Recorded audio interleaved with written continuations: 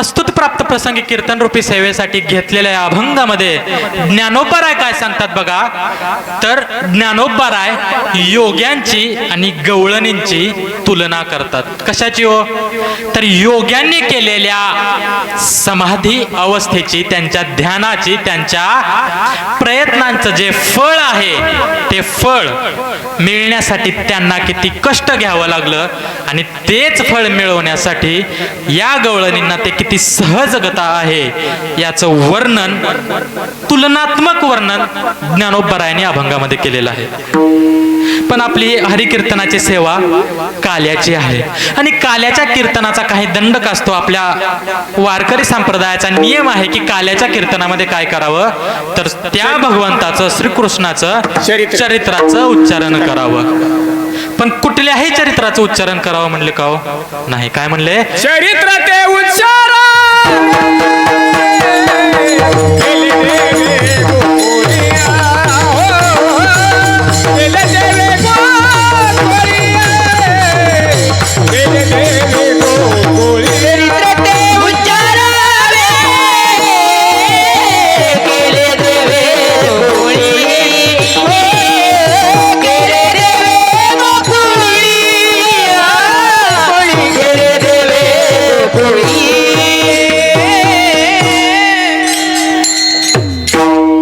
महाराज आपला दंडक काय आहे की चरित्र ते उच्चारावे केले देवे गोकुळी.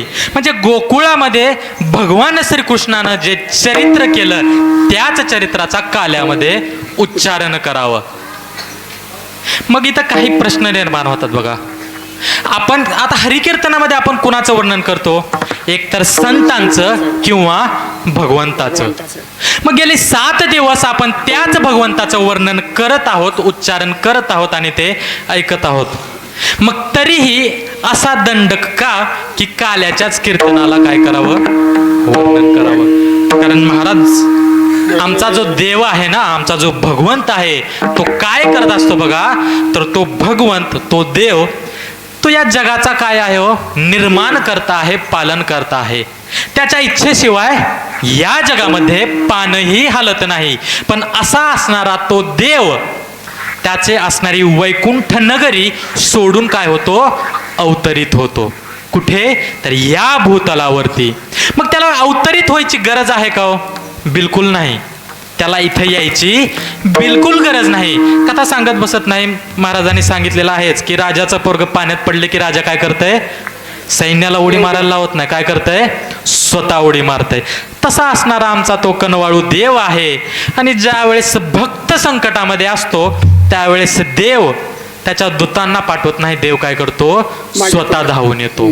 म्हणून काय करावं, तर देवाच्या अवताराचं वर्णन करावं. देव फक्त अवतार घेत नाही, तर भक्ताच्या अंगावर आलेले कष्ट, भक्ताच्या अंगावर आलेले संकट ते सुद्धा तो काय करतो, तर आपल्या अंगावर घेतो. अगदी सुंदर प्रमाण आहे बघा की भक्ताचे कैवारी कष्टलिसे विठ्ठले अंब ऋषी कारणे जन्म घेतले. दहा गर्भवास दहा गर्भवास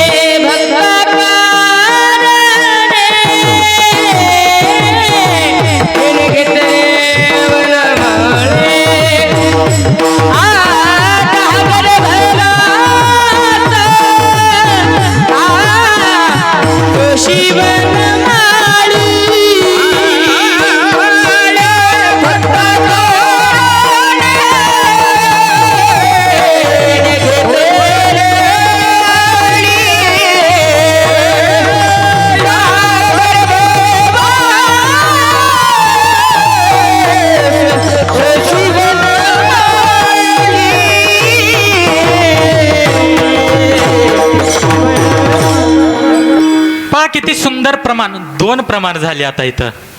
मी सांगितलेलं प्रमाण वेगळं आणि आमच्या राम महाराजांनी सांगितलेलं प्रमाण वेगळं. पण दोन्हीचा सांगण्याचा जो महाराजांचा अर्थ आहे तो एकच आहे. काय की अंबऋषीसाठी देवानं काय केलं हो?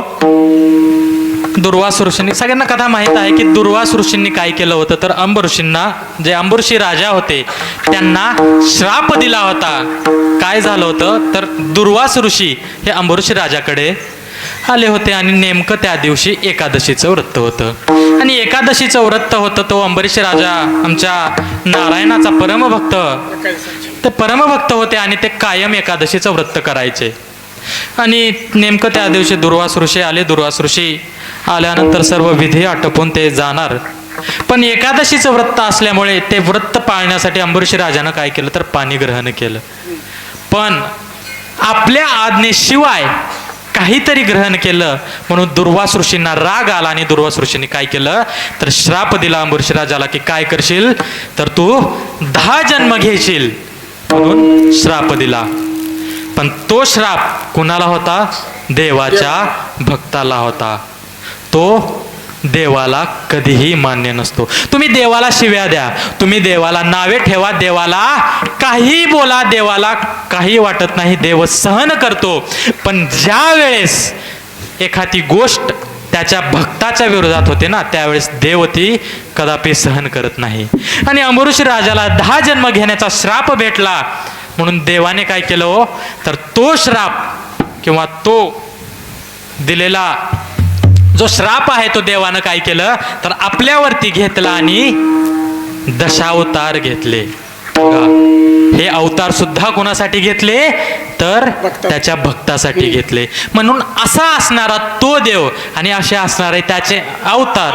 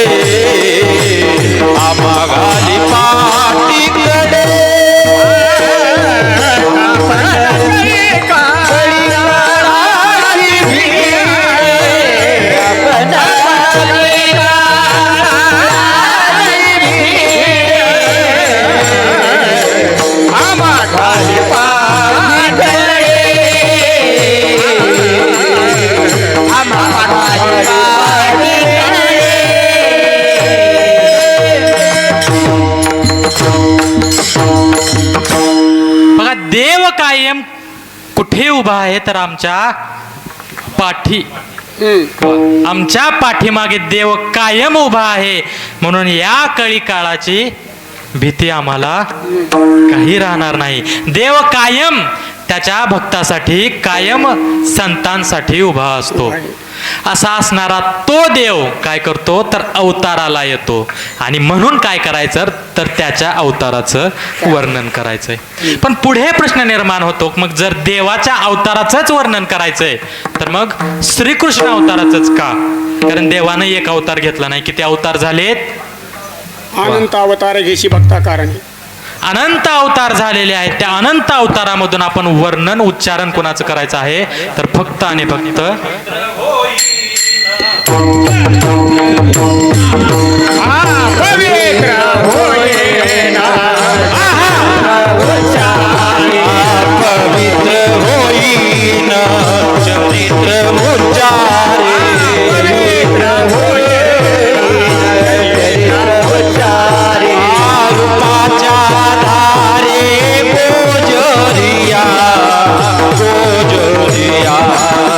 रूपाच्या आधारे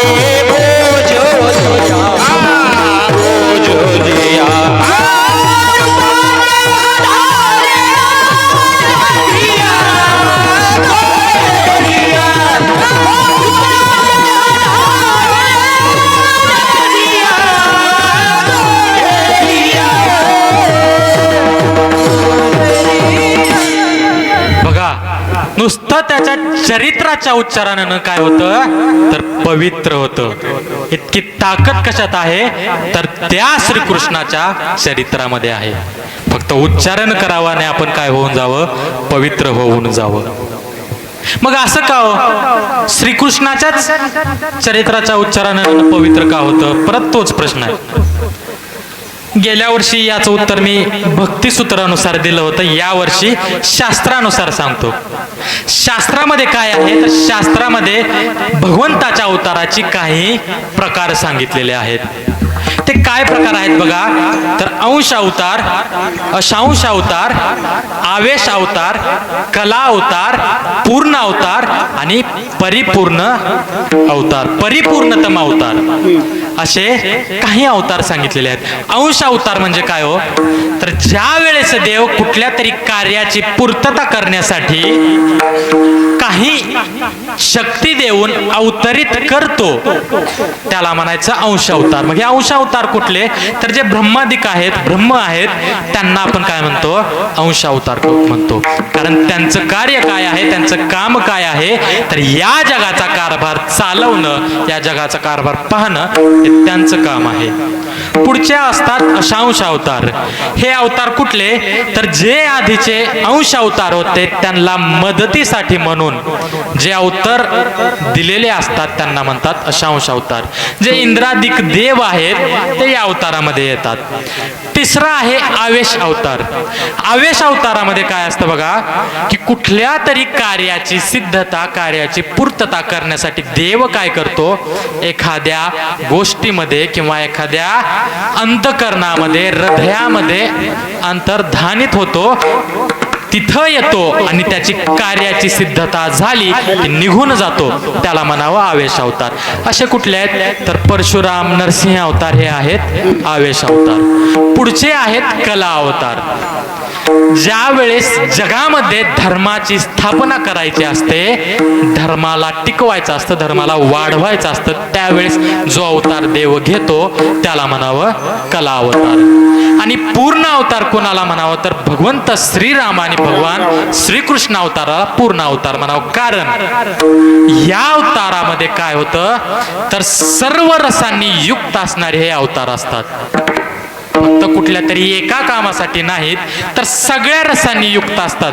मग ते भक्ताचं रक्षण असो किंवा पाप्यांचं निर्दालन असो, सर्व रसांनी युक्त असणारे हे अवतार म्हणून काय आहे ते पूर्ण अवतार. मग दोन्ही पूर्ण अवतार आहेत तरीही श्रीकृष्ण अवताराचंच का हो कारण शेवटचा एक अवताराचा प्रकार आहे तो म्हणजे काय परिपूर्णतम अवतार. म्हणजे या अवतारामध्ये काय होतं की देव एका कार्यासाठी अवतरित होतो, पण आल्यानंतर ते एक कार्य तर करतोच, पण उरलेली, राहिलेली किंवा लागणारी सर्व कार्य तो एकाच अवतारामध्ये पूर्ण करतो, म्हणून त्याला परिपूर्णतम अवतार म्हणतात. विठ्ठल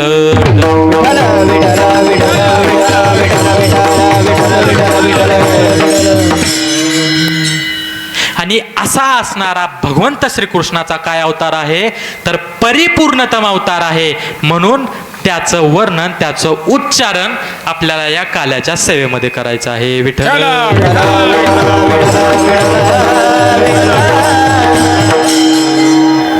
आदरणीय नामदेव तात्याही इथे उपस्थित आहेत आणि शिरापूरवरून आमचे दिनकर महाराजही कीर्तनाच्या सेवेसाठी उपस्थित राहिलेले आहेत. धामणगाववरूनही मंडळी आलेली आहे आणि घोटीवरूनही आमची सर्व मंडळी उपस्थित आहे. जास्त कीर्तनाला मी वेळ घेणार नाही कारण आत्ताच 1 वाजलेत. थोडक्यात बहुत सारखं एक उदाहरण देत असतात, कसं करायचा चुटक्याचा मांडव करायचा आणि उरकायचं. त्याच्यामुळे थोडक्यात ज्ञानोबरायांना योगी कुणाला म्हणायचं आणि काय सांगायचं याचा थोडक्यात आपण विचार करणार आहोत आणि चरित्राकडे जाणार आहोत. विठ्ठल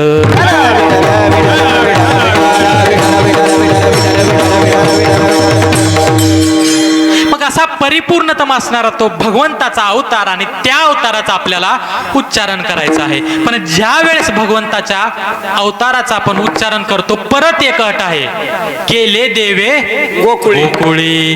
म्हणजे गोकुळात जे केलं त्याच वर्णन करावं. मग आता गोकुळातलं म्हणजे नेमकं कुठलं समजावं? भगवंताच्या ज्या वेळेस आपण जीवनाचा विचार करतो त्यावेळेस काय होतं, तर भगवंताच्या जीवनातल्या काही अवस्था आपण बघू शकतो. त्या मुख्यतः 8 प्रकारच्या अवस्था आहेत, ज्यांची नावं आहेत बाळकृष्ण. बाळकृष्ण म्हणजे जो नंदाच्या घरी लहान बाळ अवस्थेमध्ये आमचे भगवंत होते, त्यांना म्हणावं बाळकृष्ण. दुसरे आहेत लालाकृष्ण, म्हणजे जे आमच्या यशोदा मातेचे स्तनपान करणारे, थोडं रांगणारे आमचे भगवंत आहेत, त्यांना म्हणावं लालाकृष्ण. तिसरे आहेत गोपाळकृष्ण, लहान लहान सवंगड्यांना एकत्रित करून खोड्या करणारे, सगळ्यांना त्रास देणारे आमचे भगवंत म्हणजे गोपाळकृष्ण. चौथे आहेत युगल कृष्ण, म्हणजे गवळणींना छेडणारे, गवळणींसोबत रासलीला करणारे आमचे जे कृष्ण आहेत ते आहेत युगल कृष्ण. त्यानंतर येतात राधा कृष्ण, आमच्या राधेसोबत लीलेमध्ये रममान असणारे आणि राधेला आपलं सर्वस्व वाहणारे आमचे जे कृष्ण आहेत ते आहेत राधा कृष्ण. त्याच्यानंतर येतात श्रीकृष्ण, त्या कंसाचं निर्दालन करून त्याच्या पापापासून या भूमीला मुक्त करणारे आणि मथुरेमध्ये आपलं राज्य स्थापित करणारे श्रीकृष्ण. त्याच्यानंतर येतात भगवान श्रीकृष्ण, ज्यांनी मथुरा सोडून द्वारकेमध्ये जाऊन आपली द्वारका नगरी वसवली, आपलं यादव राज्य उभा केलं, ते आहेत भगवान श्रीकृष्ण. आणि शेवटचे येतात योगेश्वर श्रीकृष्ण, ज्यांनी त्यांच्या परमभक्त अर्जुनाला कुरुक्षेत्रावरती गीता नावाचं महारहस्य, महाग्रंथ सांगितला, महाज्ञान सांगितलं, ते आहेत आमचे योगेश्वर श्रीकृष्ण. विठ्ठल.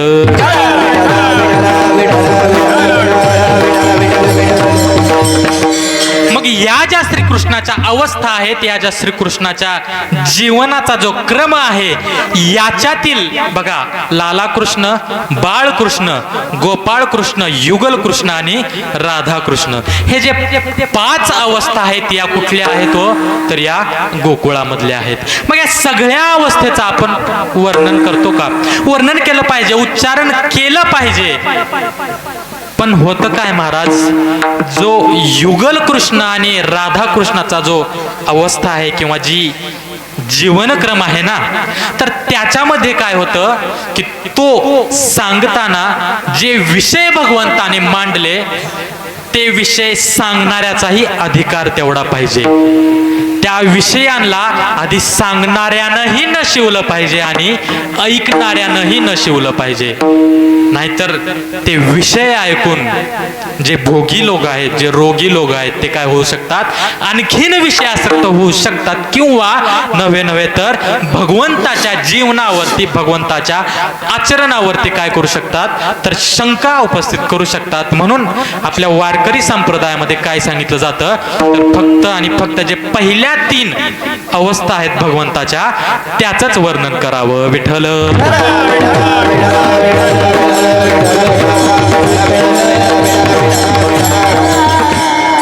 आणि या 3 अवस्थेचं उच्चारण किंवा वर्णन आमच्या ज्ञानोबरायाने अभंगामध्ये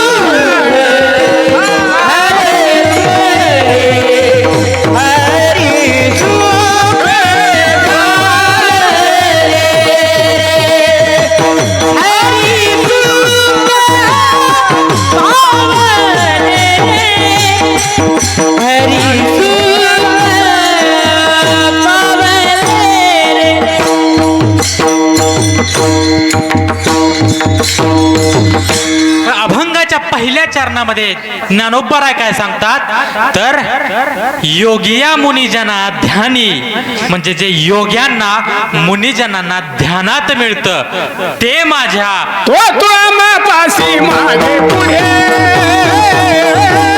तो आम्हापाशी मागे पाशी मागे पुढे, पुढे योगियाच्या खाली घातला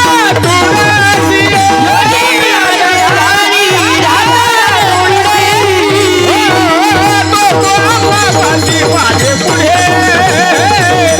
तो आम्हापाशी मागे पुढे, तो आम्हापाशी मागे पुढे. पाशी मागे पुढे, पाशी मागे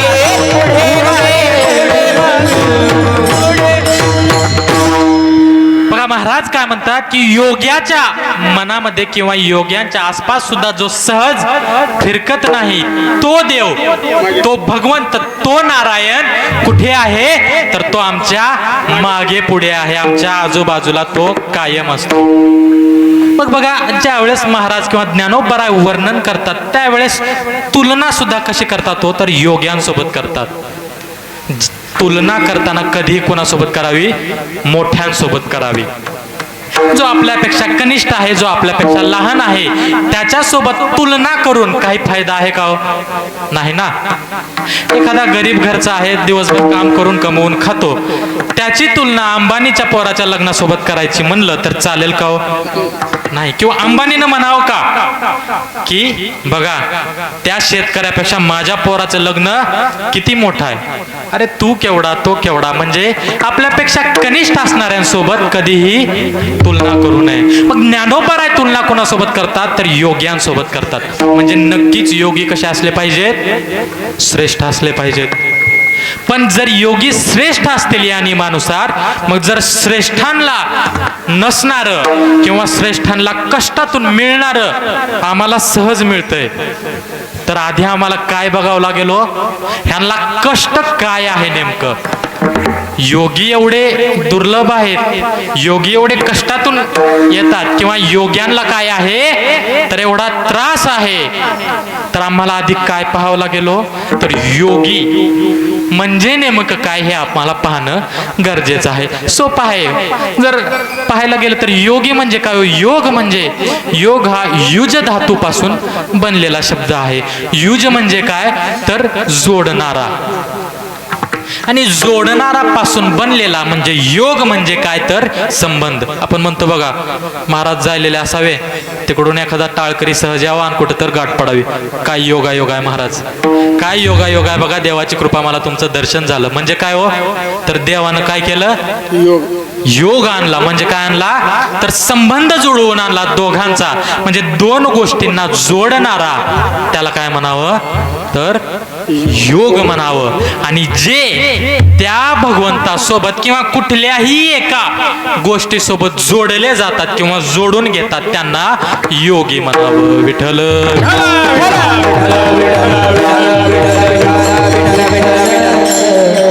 मग ते योगी कुठल्या गोष्टीसोबत जोडले जातात त्यानुसार त्यांचे काही प्रकार पडतात. जर मुख्यतः जर योग्यांचे प्रकार पाहायला गेले तर मुख्यतः योग्यांचे 4 प्रकार पडतात. कर्मयोगी, ज्ञानयोगी, भक्तियोगी आणि अष्टांग योगी. थोडक्यात त्यांचा अर्थ पाहून आपण चरित्राकडे वळू. पहिला आहे कर्मयोगी. जे लोक आपल्या कर्माला भगवंत मानून, कर्माला देव मानून त्या कर्मानुसार आपलं आयुष्य घालवत असतात त्यांना आपण काय म्हणतो कर्मयोगी म्हणतो. पण या कर्मयोग्यांचे काही प्रकार आहेत महाराज. 2 प्रकार आहेत की जे निर्विकल्पपणाने कर्मयोगी असतात आणि जे सविकल्पपणाने कर्मयोगी असतात. म्हणजे कर्म करून त्यातून काहीतरी पुण्याची प्राप्ती व्हावी किंवा काहीतरी साध्य व्हावं म्हणून जे कर्म करतात त्यांना आपण म्हणतो कर्मयोगी. आणि कुठल्याही गोष्टीची प्राप्तीची अवस्था न बाळगता, इच्छा न करता जे निर्विकल्पपणे कर्म करत असतात त्यांना आपण निर्विकल्प कर्मयोगी म्हणतो. दुसरे असतात ज्ञानयोगी. जे कर्मालाही देव न मानता ज्ञानाच्या सहाऱ्याने काय करतात तर मोक्षाची प्राप्ती करून घेतात, भगवंताची प्राप्ती करून घेतात. ज्यांनी आपलं सर्वस्व आपलं आयुष्य ज्ञानासाठी अर्पण केलेलं असतं आणि ज्ञानच त्यांचा देव असतो, त्यांना आपण काय म्हणतो तर ज्ञानयोगी म्हणतो. आणि तिसरे असतात भक्तियोगी. मग भक्तियोगी कोणाला म्हणावं तर जे आपलं संपूर्ण आयुष्य भगवंताच्या भजनामध्ये, भगवंताच्या चिंतनामध्ये, भगवंताच्या नामस्मरणामध्ये आणि फक्त भगवंताच्या भक्तीमध्ये आपलं आयुष्य घालवतात, त्यांना म्हणावं भक्तियोगी. विठ्ठल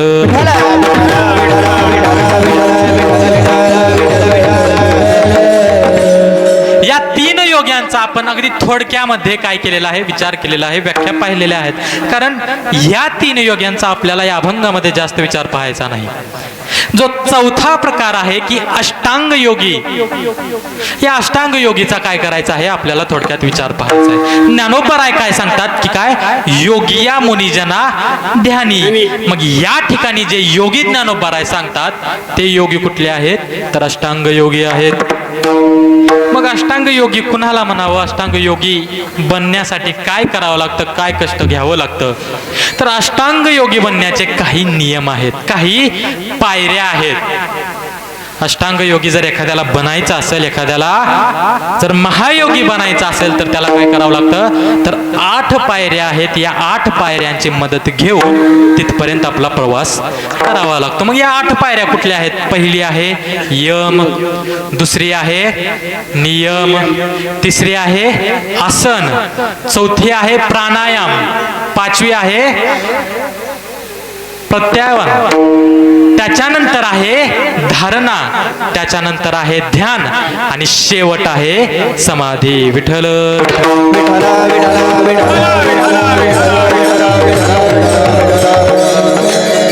मग जर या एका पायरीचा विचार केला तर यम ही पहिली पायरी. या पहिल्या पायरीमध्ये काय येतं बघा तर अहिंसा येते, सत्य येतं, अस्तेय, ब्रह्मचर्य आणि अपरिग्रहण या 5 गोष्टी यमामध्ये येतात. म्हणजे काय हो, अहिंसा, कधी हिंसा करू नये, कायम सत्य बोलावं. अस्तेय म्हणजे कधीही चोरी करू नये. चोरी हे काय सांगितलं हो तर महापाप सांगितलेलं आहे, म्हणून चोरी कधीही करू नये. ब्रह्मचर्याचं पालन करावं. ब्रह्मचर्याचं पालन करणं म्हणजे काय तर फक्त लग्न करणे नव्हे तर कुठल्याही विषयाची आसक्ती आपल्या इंद्रियांना न होऊ देणे, नवे त्याची इच्छा सुद्धा न होऊ देणे म्हणजे काय तर ब्रह्मचर्य आहे. आणि अपरिग्रहण म्हणजे काय तर या संसाराला लागणाऱ्या, या जीवाला लागणाऱ्या, जगण्यासाठी गरजेच्या असणाऱ्या ज्या गोष्टी आहेत त्या गोष्टीचा कसलाही संग्रह न करणे याला अपरिग्रहण म्हणतात. विठ्ठल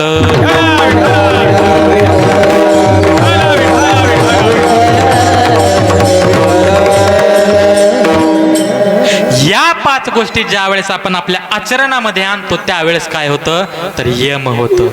पुढे असतो नियम. मग नियमामध्ये काय काय येतो तर नियमामध्ये येतो शौच, संतोष, तप, स्वाध्याय आणि ईश्वर प्राणिधान.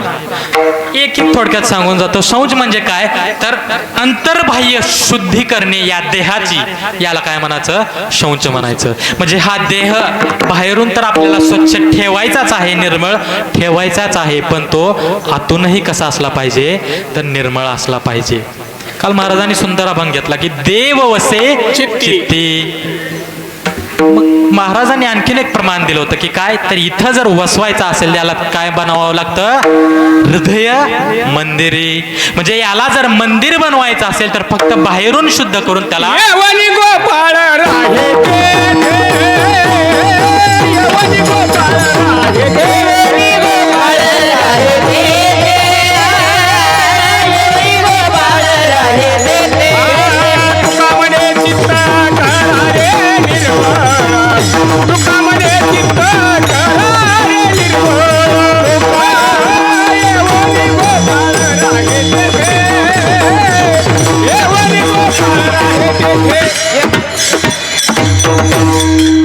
ज्यावेळेस आपण अंतर्बाह्य शुद्ध होतो, निर्मळ होतो आणि या हृदयाला मंदिर बनवतो त्यावेळेस काय होतं तर गोपाळ येऊन इथं राहतो.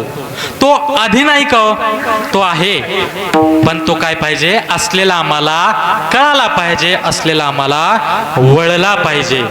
आणि ज्या वेळेस तो कळतो, ज्या वेळेस तो वळतो, त्यावेळेसच काय होतं तर देव इथं वसतो.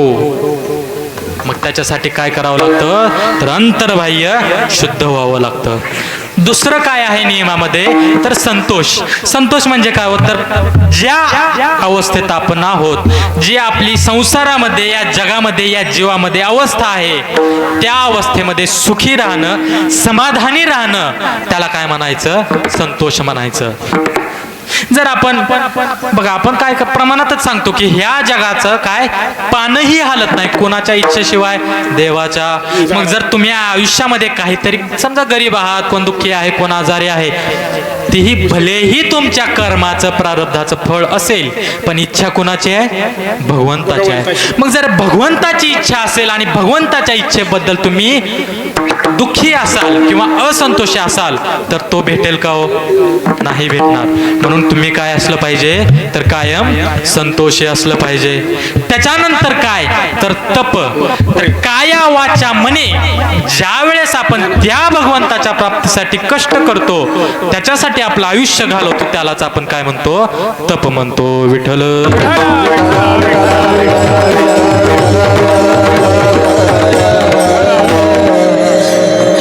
अंतर्बाह्य शुद्धता करून संतोषी राहून किंवा तप करून बास होतं का हो? नाही. तर काय करावं लागतं तर स्वाध्याय करावा लागतो. स्वाध्याय करावा लागतो म्हणजे काय हो तर या सर्व गोष्टी करताना त्या गोष्टी शास्त्राच्या सहाय्याने किंवा शास्त्राच्या मदतीने किंवा शास्त्राने सांगितल्यानुसार कराव्या लागतात, तरच त्या काय होतात तर पूर्णत्वाला जातात. आणि या शास्त्राचा अभ्यास करण्यास म्हणजे काय स्वाध्याय करणे. आणि शेवटचा नियम काय तर ईश्वराचं प्राणिधान करणे. म्हणजे हा माझा देह कोणाचा आहे ईश्वराचा, हे माझं आयुष्य कोणाचं आहे ईश्वराचं आहे, आणि मला संपूर्ण आयुष्य कोणासाठी घालवायचं आहे तर फक्त आणि फक्त ईश्वरासाठी. ज्या वेळेस ही अवस्था निर्माण होते त्यावेळेस काय होतं तर ईश्वर प्राणिधान होतं. विठ्ठल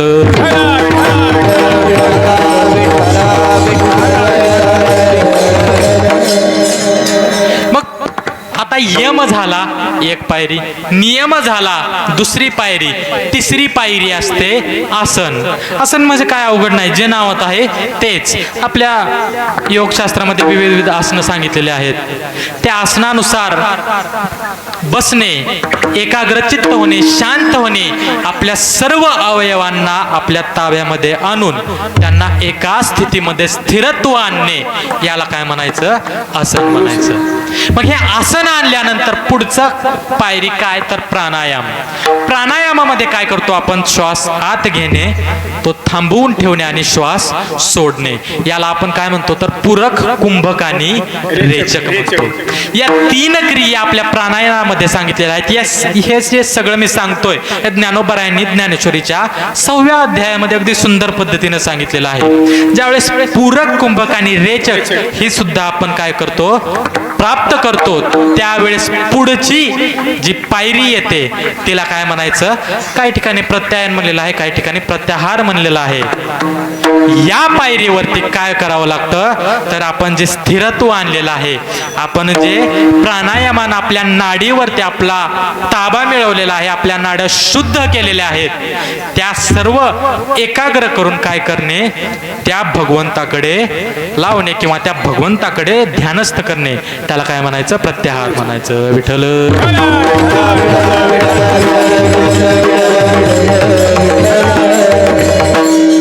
मग महाराज आपल्याला जेवढं हे सांगायला बोलायला सोपं आहे एवढं करणं सोपं आहे का?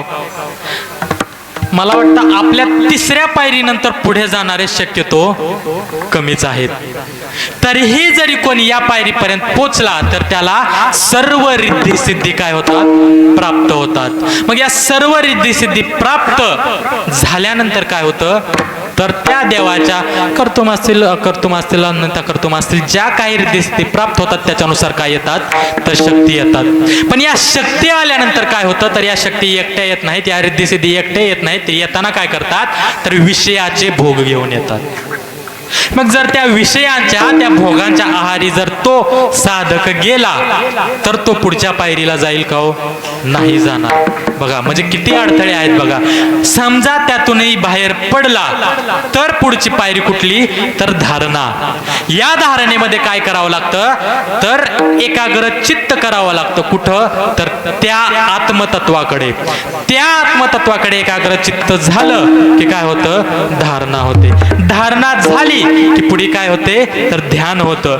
ते तत्व ज्याच्यामध्ये आपण एकाग्र चित्त केलेलं आहे ते काय करायचं आपल्यामध्ये सामावून घ्यायचं. म्हणजे काय होतं तर ध्यान होतं. बघा आता शिक ध्यानापर्यंत आलो योगीपर्यंत नाही. आता कुठं आहे ध्यान. आणि शेवटची पायरी काय आहे तर समाधी आहे. म्हणजे ज्या वेळेस या सगळ्या पायऱ्या आपण चढत चढत येतो आणि शेवटी त्या भगवंताची प्राप्ती करून घेतो तो देव आणि आपण एक होतो त्यावेळेस काय होते तर समाधी लागते. विठ्ठल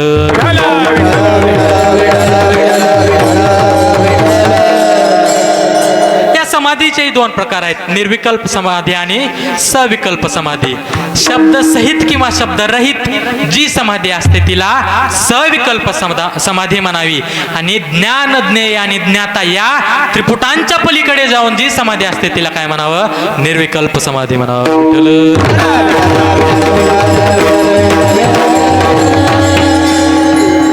थोडं डोक्यावरून जायला मला माहिती आहे पण अभंग ज्ञानोबा रायांचा आहे आणि त्यातल्या त्यात परत योग्यांना सांगायचंय म्हणजे सांगावं सुद्धा त्यांच्याच शब्दात लागणार आहे. ते सांगणंही सोपं नाही आणि ऐकणंही सोपं नाही.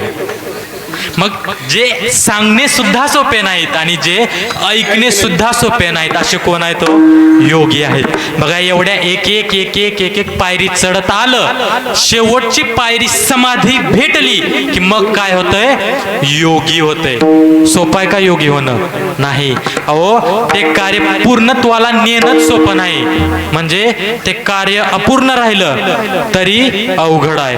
म्हणजे अपूर्ण राहिलं की काय होतं विषयासक्ती होते भोगाच्या आहारी जाते. आणि जरी कार्य पूर्ण झालं तरी अवघड. आता तुम्ही म्हणसाल कसं अवघड आहे समाधी तर भेटली ना समाधी लागली ना मग आता काय अवघड. समाधी भेटली समाधी लागली समाधी अवस्था प्राप्त झाली पण समजा त्या समाधी अवस्थेतून बाहेर आला आणि बाहेर आल्यानंतर जर या व्यवहारामध्ये वावरला या संसारामध्ये वावरला आणि मी समाधीस्थ होतो किंवा मी योगी होऊ शकतो हा अहंकार जर आला तर परत काय झालं परत भोग आले परत विषय आले परत कुठं गेलं पहिल्या पायरीला. म्हणजे तुम्ही या सगळ्या पायऱ्या पूर्ण केल्या या कार्याची पूर्तता केली तरी अवघड आणि कार्य अपूर्ण राहिलं तरी अवघड. म्हणजे योगी होणं तेवढंच अवघड आणि योग्याचा प्रवास अर्ध्यात सोडणं सुद्धा तेवढंच अवघड. विठ्ठल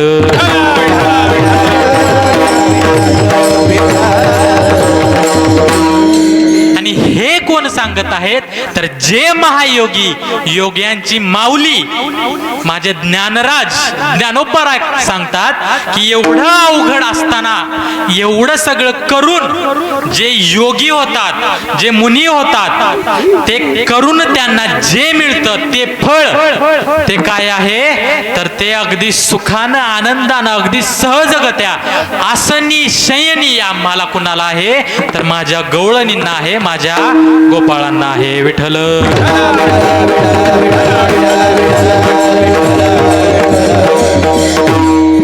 अवघड आहे महाराज. एवढा मोठा योगी होऊन सुद्धा एखाद्या गोष्टीचा एखाद्या विषयाचा एखाद्या भोगाचा जर त्याला स्पर्श झाला तरीही काय होतं तर या सुखापासून लांब राहावं लागतं. बघा ज्ञानोबा काय सांगतात की एवढं अवघड होणं काय आहे योग्याचं आयुष्य आहे. 1400 वर्ष तपश्चर्या करणारे 14 वेळेस मृत्यूला वापस पाठवणारे चांगदेव अगदी कवळ्या वयाच्या चिमुरड्या मुक्ताईंला काय करतात तो गुरु करून घेतात. म्हणजे योगी झाल्यावर सुद्धा जर विषयाची अहंकाराची भोगाची जर लागण झाली स्पर्श झाला तरी सुद्धा काय होऊ शकतं तर परत पहिल्या पायरीला जाऊ लागतं. मग जर योगी होऊन सुद्धा या फळाची प्राप्ती नाही, ती फळाची प्राप्ती कशा नाही हो तर आमच्या संतांच्या संगती नाही. जे योग्यांना सुद्धा दुर्लभ आहे ते आम्हाला सहज आहे, सोपं आहे. कशामुळं? संतांच्या संगतीमुळं. अहो आपलं माणसाचं जाऊ द्या हो, संतांच्या संगतीमुळं जे योग्यांना दुर्लभ आहे ते रेड्याला आहे.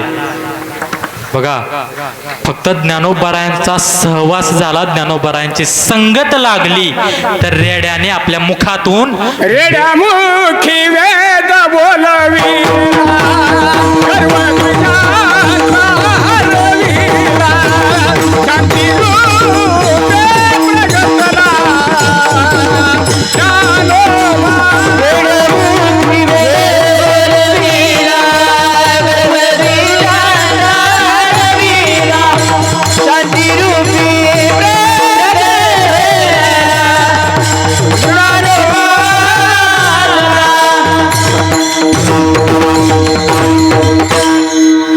ज्ञानोबारायांचा थोडा संग झाला, थोडी संगती झाली तर त्या रेड्याने मुखातून वेद बोलावे. अहो रेड्याचं जाऊ द्या हो, तो एक जिवंत प्राणी आहे, पण फक्त आमच्या ज्ञानोबारायांचा स्पर्श भिंतीला व्हावा आणि जिवंत माणसाप्रमाणे ती भिंत चालायला लागावी.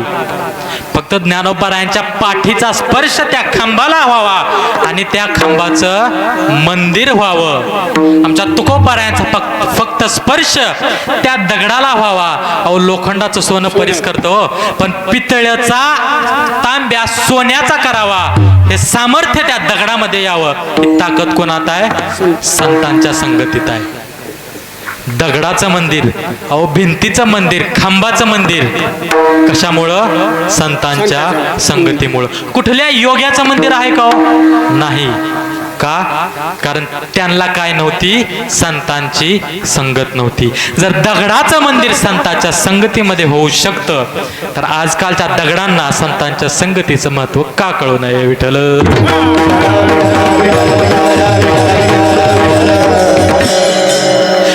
असे असणारे योगी एवढ्या साधनेनंतर, एवढ्या कष्टानंतर ते आपलं योगित्व प्राप्त करून घेतात आणि ते प्राप्त करून घेतल्यानंतर त्यांना कशाची प्राप्ती होते तर हरिसुख. हरी सुख पावले रे. वसुदेव देवकी या दोघांचं लग्न होतं, दोघांचं लग्न पार पाडलं. पार पाडल्यानंतर काय झालं? या दोघांची वरात निघाली. दोघांची वरात निघाली. दोघांच्या वरातीमध्ये रथामध्ये ते आरूढ होऊन निघालेले होते आणि त्या रथाचं सारथ्य कोण करत होतं तर देवकीचा भाऊ कंस, राजकुमार कंस त्या रथाचं सारथ्य करत होता. आणि त्या रथाचं सारथ्य करताना मथुरा नगरीमधून त्यांची ती वरात फिरत होती आणि फिरत फिरत जाता जाता अचानक काय झालं? आकाशवाणी झाली. आकाशवाणी झाली की अरे कंसा, ज्या बहिणीचं रथाचं सारथ्य तू करतोय ना त्याच बहिणीचा 8वा मुलगा काय होणार आहे तर तुझा गर्दन काळ ठरणार आहे, तुझा वध करणार आहे. आणि असं सांगून त्या आकाशवाणी काय झाली तर अंतर्धान पावली. इकडं कंसानं ऐकलं की ज्या बहिणीचा आपण इतक्या थाटामाटाने विवाह सोहळा लावून दिला, ज्या बहिणीच्या रथाचा आपण सारथ्य करत आहोत त्याच बहिणीचा 8वा मुलगा आपल्याला काय करणार आहे हो मारणार आहे. हे ऐकल्या ऐकल्या त्या कंसाची तळपायाची आग मस्तकाला गेली. तो रागाने पेटून उठला. त्याने काय केलं? तिथल्याच एका शिपायाच्या कमरेची तलवार उपसली आणि काय करू लागला? देवकी मातेला मारायला धावला. पण जसा तो धावला तसा वसुदेवाने काय केलं तर हात वरतीच धरला आणि त्याला काय म्हणू लागले? विनवू लागले की अरे कंसा, अरे राजकुमारा, अरे स्वतःच्या बहिणीच्या हत्येचं पातक कशाला लावून घेतोय? हिचा आमचा 8वाच मुलगा मारणार आहे ना तुला. अरे 8वा काय, आमचा झालेलं प्रत्येक मूल मी काय करतो? तुझ्या स्वाधीन करतो.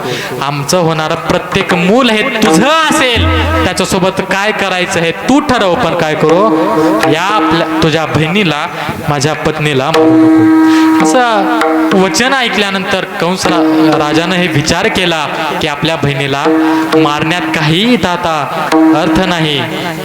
आपल्या बहिणीच्या हत्येचं पातक घेण्यापेक्षा काय करू, मारणार तर पोरगा आहे ना, बहीण तर नाही ना मारणार. ठीक आहे म्हणला. पण त्याने काय केलं, त्या दोघांना बंदीखान्यात टाकलं, तुरुंगवासामध्ये टाकलं, बंदीखान्यामध्ये टाकलं. आणि त्या बंदीखान्यामध्ये आमच्या देवकी मातेचा आणि वसुदेवांचा संसार वाढू लागला. आणि संसार जसा वाढू लागला तसा वाढता वाढता काय झालं तर आमच्या देवकी मातेला दिवस गेल्यानंतर प्रसूती झाली आणि पहिला मुलगा जन्मला. पहिला मुलगा जन्माला आला.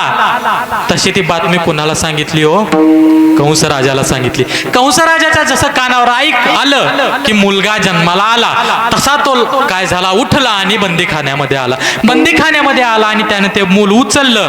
ते मूल मारणार तेवढ्यात त्यानं काय केलं, त्या मुलाच्या त्या मुखकमलाकडे पाहिलं आणि ते नुकतंच जन्मलेलं सुंदर गोजीरवानं ते मूल पाहून त्या कंस राजाचंही मन पाघळलं आणि त्यानं विचार केला की मारणार कुठला आहे, आठवा आहे, हे तर पहिला आहे. मग काय करावं, राहू द्यावं, याला मारण्यात काय अर्थ नाही, हा तर माझाच भाचा आहे ना, आठवा मारणार आहे, मग आठव्याचं काय करायचे ते पाहू.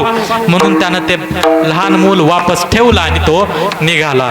पण झालं काय महाराज, काही लोकांना गडबड झाली होती. जसे आपल्याला चटकन कीर्तन उरकून जेवण करून जायची गडबड झाली ना, तशी काही लोकांना गडबड झाली होती. कुणाला तर त्या स्वर्गामध्ये असणाऱ्या सर्व देवतांना, इंद्रादिकांना गडबड लागली होती. कशाची तर भगवंताच्या अवताराची.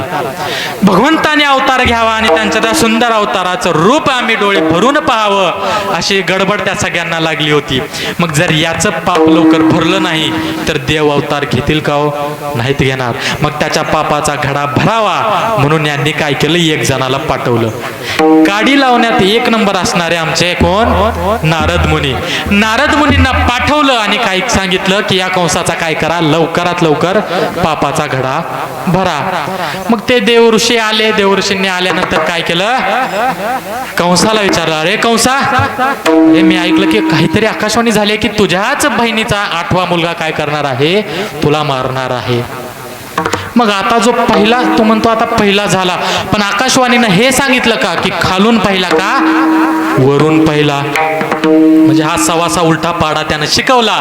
कंसानेही विचार केला, बरोबर आहे, खालून पहिलं मारणार आहे का वरून पहिलं मारणार आहे सांगितलेलंच नाही. मग हे पहिलंच मारणार असलं तर आठच होणार आहे ती का सांगितलंय का, आठवा मारणार आहे कसा सांगितलेलं नाही. म्हणून कंसही उठला, काय केलं, गेला आणि ते लहान मूल उचललं, गर गर गर फिरवला आणि दांड करून दगडावर आदळला आणि त्याचा जीव घेतला. पहिला गेला, दुसरा गेला, असा 6ही लेकरांचा जीव त्या कंसानं घेतलेला आहे. आणि आता काय झालं, 7वा गर्भ आमच्या देवकी मातेच्या गर्भामध्ये आला.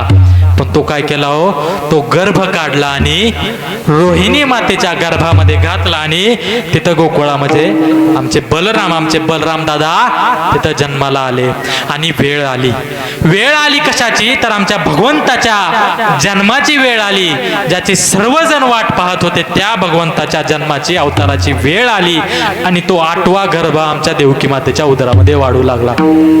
वाढता वाढता प्रसूतीची वेळ आली आणि आमचे भगवंत अवतरित झाले. भगवंत कशा अवतरित झाले हो तर 8 हाताचे, संपूर्ण त्यांच्या महाविष्णूच्या त्या अवतारामध्ये 8 वर्षाचे ते जन्माला आले.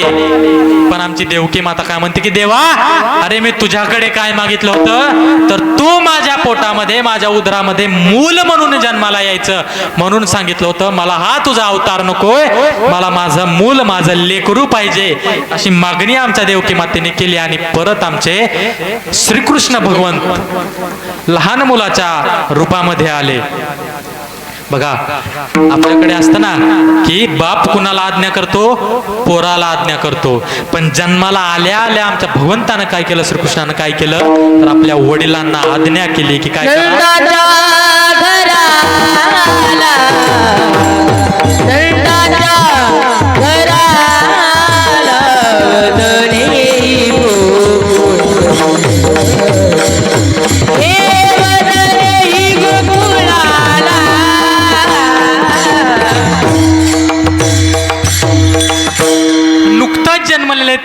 नुकताच जन्मलेले भगवंत काय म्हणतात की पिताश्री मला काय करा घ्या आणि कुठं चला तर नंदाच्या घराला चला. असा आदेश अशी आज्ञा आपल्या पित्यांना दिली आणि वसुदेवाने काय केलं ते लहान लेकरू एका टोपल्यामध्ये उचललं आणि निघाले. आणि जसे निघाले ते कुठं होते बंदीखान्यात. आता ते आतून कड्या बाहेरून कड्या सगळ्यांना माहित आहे, त्या वेळ जास्त घेणार नाही मी. वसुदेव निघाले, भगवंताला घेतलं, भगवंताला घेऊन बंदीखान्यामधून बाहेर आले. बाहेर आल्यानंतर काय चालू होतं तर मंद मंद असा पाऊस चालू होता. त्या मंद मंद अशा चालणाऱ्या पावसामध्ये आमचे वसुदेव भगवंताला घेऊन निघाले. यमुना तीरी आले. आमच्या शेषनागांनी भगवंताच्या डोक्यावरती छत्री धरलेली होती आणि यमुना दुथडी भरून वाहत होती. तो पूर आलेला तो यमुनेचा प्रवाह आणि त्या प्रवाहामधून वसुदेव काय करू लागले नदी पार करू लागले. आणि भगवंत स्वतः चालून आलेत. यमुना नदी काय दर्शन घ्यायची ही वेळ गमवणार नव्हती म्हणून काय होऊ लागलं यमुनेचं पाणी हळूहळू हळूहळू वाढू लागलं. हळूहळू जसं पाणी वाढू लागलं तसं भगवंतानं काय केलं आपल्या पित्याची होणारी आपदा बघितली. कारण ते पाणी हळूहळू वाढत गळ्यापर्यंत तोंडापर्यंत आता नाकापर्यंत आलं होतं. म्हणून भगवंतानं काय केलं हळूच आपला पायाचा अंगठा बाहेर काढला आणि कुठं काय बुडवला यमुनेच्या डोहामध्ये. डाव्या पायाचा अंगठा डोहामध्ये बुडवला आणि जसा बुडवला तस उजव्या पायाचा अंगठा त्या डोहामध्ये बुडवला आणि जसा बुडवला तसं काय झालं यमुना दुथडी दुभंगली आणि वसुदेव निघाले. वसुदेव निघाले ते थेट नंदराजाच्या महाला पुढे आले. तिथं आता बाहेरून कड्या होत्या त्या कशा निघाल्या काय होत्या त्या परत कधीतरी पाहू. आणि नंदराजाच्या महालामध्ये गेले. महालामध्ये गेल्यानंतर ज्या ठिकाणी यशोदा माता प्रसूती झालेल्या होत्या तिथं गेले. तिथं यशोदा मातेला काय झाली होती हो मुलगी झाली होती. वसुदेव मुलगा घेऊन आले. तिथं मुलगा ठेवला आणि मुलगी घेऊन वापस निघाले. बघा आमचं पुराण सांगतं आमची कथा सांगते की काय पोरग सोडावं आणि पोरगी घ्यावी. एवढं जर कळलं ना तर स्त्रीभूण हत्या करू नका ही सांगायची गरज नाही. विठ्ठल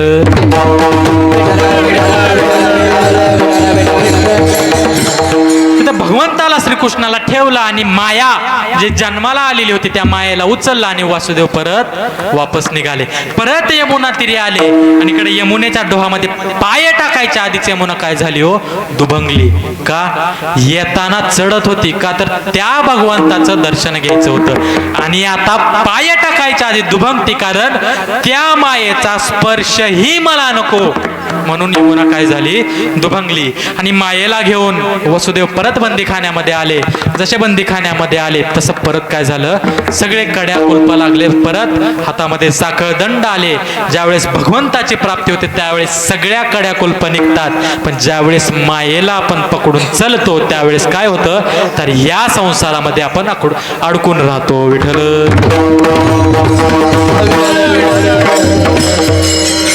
तिकडे कंसाला बातमी कळाली की काय झालं 8वा जन्माला आला.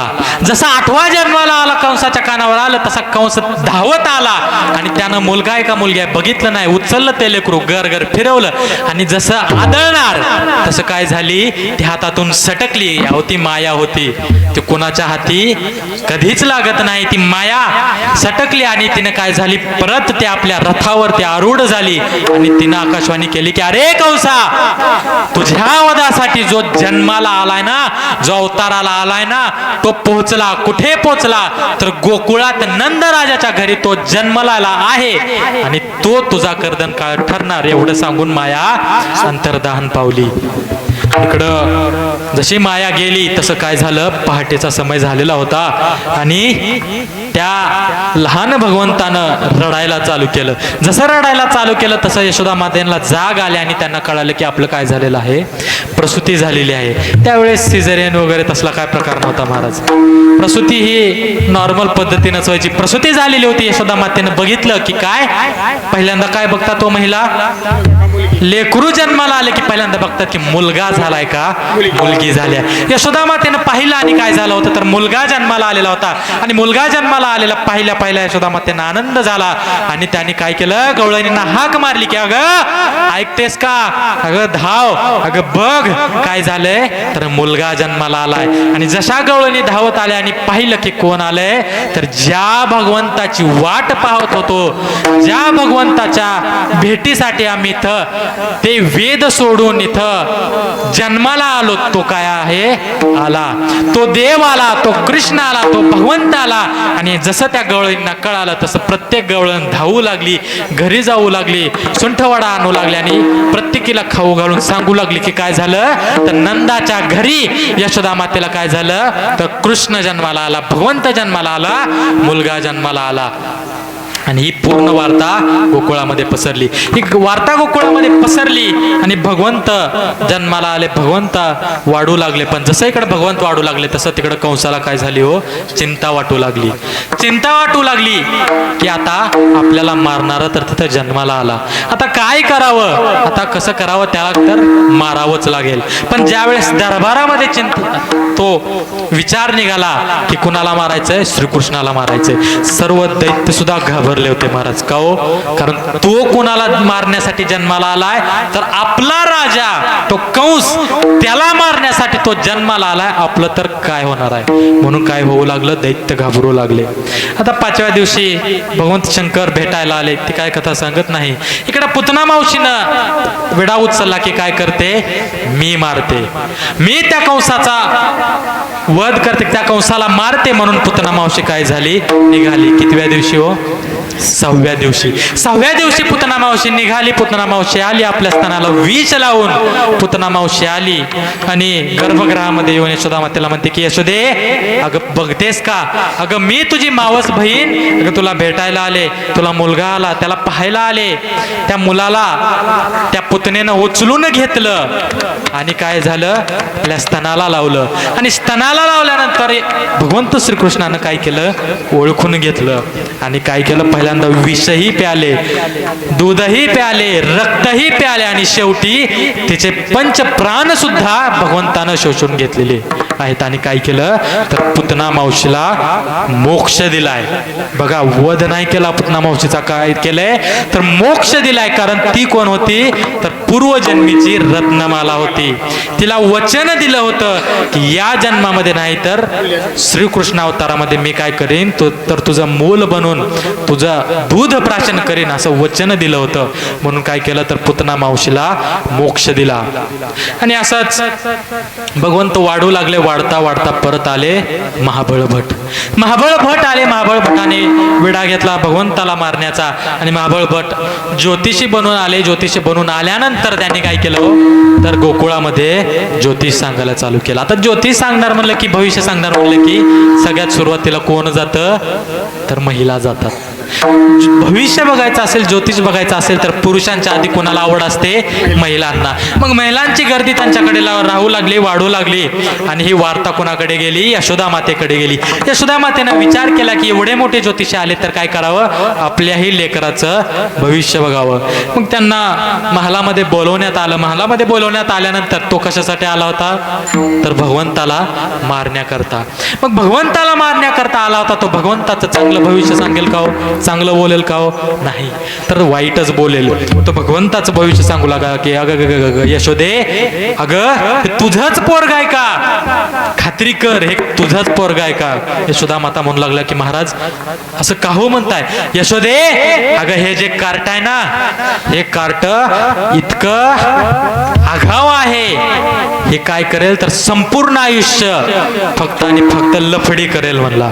संपूर्ण आयुष्य बाकीच्यांना गवळणींना छेड काढेल आणि याच्या इतक्या कुणालाच बायका नसणार आहे, तेवढ्या बायका हा करणार आहे. हे तर सोड, पण तो काय करेल, तर तुमच्या कुळाचा नाश किंवा तुमचं कुळ संपण्यासाठी कारण कोण राहणार आहे, तर हा राहणार आहे. एवढंच नव्हे तर आतापर्यंत झालेला सगळ्यात मोठा नरसंहार कुणामुळे घडेल, तर याच्यामुळे घडेल. खोटं सांगितलं का खरं सांगितलं, खरंच सांगितलं ना. जरी वाईट सांगितलं तरी ते सांगणं काय होतं, खरं होतं. म्हणून देवही काय करत होते, ऐकत होते. पण बोलता बोलता महाबळ भट काय बोलले की हे भविष्य कोण सांगतोय? मी सांगतोय. याच्या आधी कोण सांगून गेलं होतं? तर गर्गाचार्य सांगून गेले होते. ते म्हणाले, अरे त्या गर्गाचार्याला काय कळतं, त्याला काय अक्कल आहे, त्याच्यापेक्षा जास्त कोणाला कळतं? मला कळतं. मी कीर्तनामध्ये सांगून गेलो होतो, देव स्वतःचा अपमान सहन करतो, पण आपल्या भक्ताचा अपमान देव कधीही सहन करत नाही. आणि जसा गर्गाचार्यांचा अपमान महाबळ भट्टाने केला, तसा देवानं काय केलं? खुणवलं. कोणाला खुणवलं? तर घरात जेवढे पोळपाट, बेलणे, पाट सगळे भांडी होते त्यांना खुणवलं. काय म्हणले? हा. जसं खुणवलं तसं काय होऊ लागलं? उडावा पाठ पाठीत बसावा, उडावा पोळपाट पाठीत बसावा, उडावा बेलणं पाठीत बसावं, असं मारत मारत काय केलं? महाबळ भटाला हकललं. मारलं नाही, कारण ते कुठल्या रूपात आलं होतं? तर ज्योतिषाच्या ब्राह्मणाच्या रूपात आलं होतं. म्हणून ब्रह्महत्येचं पातक लागू नये म्हणून फक्त महाबळ भटाला मारला आणि हकलून लावलं. आणि अशा खोड्या करत करत भगवंत वाढू लागले. एकच कथा सांगणार आहे भगवंताच्या आणि कीर्तनाला विराम देणार आहे, कारण आपली वेळ भरपूर झालेली आहे. भगवंत वाढू लागले, हळूहळू खोड्या करू लागले. सगळ्या गवळणी त्या यशोदा मातेकडे येऊन तक्रार करू लागल्या, भगवंताच्या खोड्या करू लागल्या की यशोदे, अगं हे तुझं पोरग इतकं खट्याळ आहे, इतका आगाव आहे की आम्ही या गोकुळामध्ये राहावं का नाही? सांग तू. इतक्या तू आम्हाला त्रास देतो, इतक्या आमच्या तू काय करतोय? तर खोड्या काढतोय. पण आमच्या यशोदा मातेला ते काही पटत नव्हतं. मग एकदा काय झालं? सगळ्या गोपाळांनी सांगितलं की देवा, अरे आपण काय करतो? रोज कोणाच्या तरी घरी जातो, त्याचं दही दूध तूप लोणी चोरतो आणि काय करतो? खाऊन निघून येतो. अरे पण इतक्या दिवस सगळ्यांच्याच, बाकीच्याच घरचं, आमच्याच घरचं का? तुझ्या घरचं कधी? भगवंत म्हणाला, असं का? माझ्या घरचं खायचंय का? बरं चला, उद्याच काय करतो? तुम्हाला माझ्या घरचं खाऊ घालतो. उद्या दुपारी काय करायचं? सगळ्यांनी यायचं आणि दाराच्या मागच्या खिडकी, जी किचनच्या मागची खिडकी आहे, स्वयंपाकघराच्या मागची खिडकी आहे, त्या खिडकीत काय करायचं? सगळ्यांनी लाईन लावून उभं राहायचं, मी तुम्हाला खाऊ घालणार. असं म्हटल्यानंतर ते सगळे त्याचे सवंगडी गोपाळ सगळे दुसऱ्या दिवशी आले, त्या खिडकीच्या बाहेर उभा राहिले. भगवंतानं काय केलं? तर यशोदा मातेला दूर पाठवलं, पूजेसाठी पाठवलं आणि इकडे काय केलं? आपल्या घरातील दही दूध तूप लोणी वाढायला चालू केलं. आता नंदराजाच्या घरचं ते स्वयंपाकघर होतं. नंदराजाच्या किती 9 लाख गायी, इतक्या गायी असणाऱ्याच्या घरी काय दही दूध तूप लोणी थोडं असणार आहे का? ते वाढायला चालू केलं, खाऊ घालायला चालू केलं. 1 1 2 2 करत सर्व गोपाळ संपले. गोपाळ म्हणाले, देवा, अरे बास झालं, भरपूर झालं, पुरे झालं, आम्हाला आता नको. इतकं म्हणेपर्यंत देवानं काय केलं? तर खाऊ घातलं. देव म्हणाला, तुमचं भरलं, तुमचं बास झालं, व्हा म्हणले बाजूला. आता तुमचं संपलं, आता काय करायचंय? मला काय करायचंय? मला पगार द्यायचा आहे. कुणाची पगार द्यायचा आहे? तर गेल्या जन्मामध्ये बायको कोणाची होती? माझी. बायको पळवली कोणाची? माझी. युद्ध कुणाचं? माझं. पूल कुणाला बांधायचा होता? मला. पण लढले आणि बांधलं कुणी? वानरांनी. त्यांनी तेवढं सर्व कष्ट केलंय आणि त्यांच्या त्या कामाची पगार मला काय करायची आहे? द्यायची आहे. म्हणून भगवंतानं काय केलं? तर शेजारीच झाडावर असणाऱ्या सर्व वानरांना बोलावलं आणि आपल्या हाताने दही दूध तूप लोणी चारायला चालू केलं. विठ्ठल.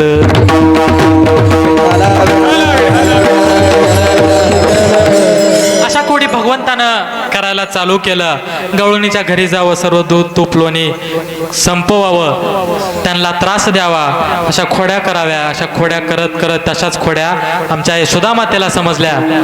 आता तो गणपती खाल्ला, एक सगळा प्रसाद खाल्ला. ह्या कथा सांगत नाही, शेवटी मी जात काल्याकडे वळतो, कारण वेळ आपली संपलेली आहे. या खोड्या यशोदा मातेला समजल्या आणि यशोदा मातेने काय केलं? कृष्णा, अरे बास झालं, आता काय करायचं? तू निघायचं. कुठे निघायचं? तर शाळेला निघायचं. तुम्ही गाया घेऊन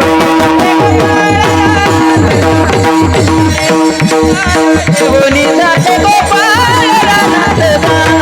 अरे तुम्ही गाई घेऊन सारे गोपाळ रानात जा. अरे तुम्ही गाई घेऊन सारे गोपाळ रानात जा.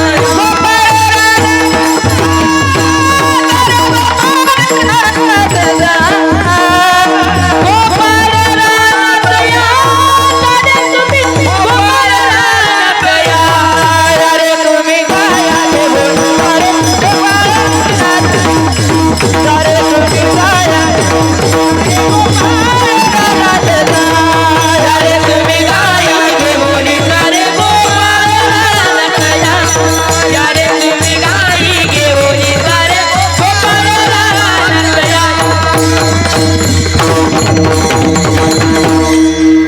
काळातली शाळा कुठली तर गायी घेणं आणि रानामध्ये गायी चारण्यासाठी घेऊन जाणं.